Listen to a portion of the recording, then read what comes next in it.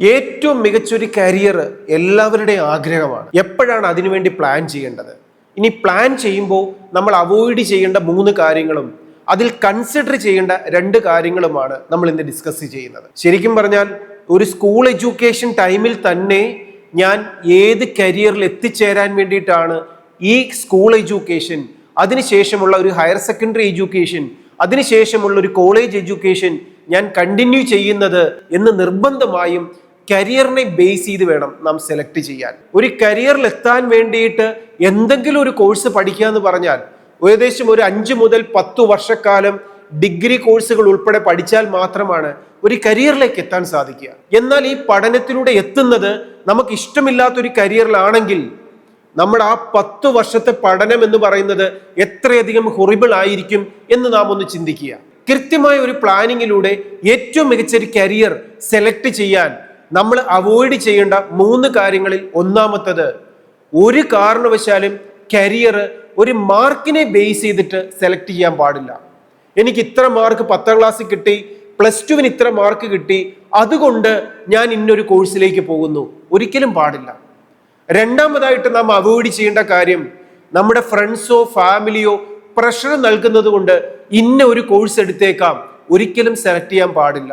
മൂന്നാമത്തത്, മറ്റൊരാൾ ഇന്ന സാലറി ലഭിക്കുന്നത് കൊണ്ട്, അവർക്ക് ഇന്ന സ്റ്റാറ്റസ് കിട്ടുന്നത് കൊണ്ട് ആ സെയിം കരിയർ അല്ലെങ്കിൽ ജോബ് ഞാൻ സെലക്ട് ചെയ്തേക്കാം, അങ്ങനെയും ഒരു കരിയർ ഓപ്റ്റ് ചെയ്യാൻ പാടില്ല. 2 കാര്യങ്ങൾ ശ്രദ്ധിച്ചാൽ ഏറ്റവും മികച്ചൊരു കരിയറിലേക്ക് നമുക്ക് എത്താം.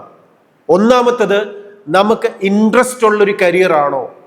നാം ശ്രദ്ധിക്കേണ്ടത്, പഠന കാലഘട്ടം എന്ന് പറയുന്നത് ഒരു 20-25 ഇയേഴ്സ് ആണ്. കരിയർ അല്ലെങ്കിൽ ജോബിന്റെ പീരീഡ് എന്ന് പറയുന്നത് ലൈഫ് ലോങ് ആണ്. 60, 70, 80 ഇയേഴ്സ് ഒക്കെയാണ് ഒരു ജോബിൽ അല്ലെങ്കിൽ കരിയറിൽ നാം സ്പെൻഡ് ചെയ്യേണ്ടി വരുന്നത്. അത് ഏറ്റവും ഇഷ്ടപ്പെടുന്ന, നമുക്ക് ഇൻട്രസ്റ്റഡ് ആയിട്ടുള്ള ഒരു കരിയർ തന്നെയാണെങ്കിലേ ആ ലൈഫിൽ നമുക്കത് എൻജോയ് ചെയ്യാൻ സാധിക്കുകയുള്ളൂ. ഇനി രണ്ടാമതായിട്ട് ശ്രദ്ധിക്കേണ്ടത്, ആപ്റ്റിറ്റ്യൂഡ്, നമുക്കതിനുള്ള കഴിവുണ്ടോ എന്ന് ശ്രദ്ധിക്കണം. എക്സാമ്പിൾ, എനിക്കൊരു ഡാൻസർ ആകണം എന്നൊരു ഇൻട്രസ്റ്റ് ഉണ്ട്, പക്ഷേ ഡാൻസ് ചെയ്യാനുള്ള ആപ്റ്റിറ്റ്യൂഡ്, കഴിവ് എനിക്കില്ല.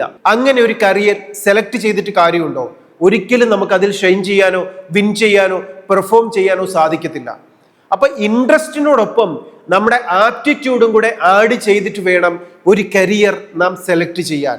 അപ്പോൾ ഒരു കരിയർ എന്ന് പറയുന്നത് ഇമ്മീഡിയറ്റ് ആയിട്ട് മാർക്ക് ഓറിയന്റഡ് ആയിട്ട് പിയർ പ്രഷർ കൊണ്ട് സെലക്ട് ചെയ്യേണ്ടതല്ല. പകരം നമ്മുടെ ഇൻട്രസ്റ്റും ആപ്റ്റിറ്റ്യൂഡും മെർജ് ചെയ്തുകൊണ്ട് സെറ്റ് ചെയ്ത് വിൻ ചെയ്യേണ്ടതാണ്.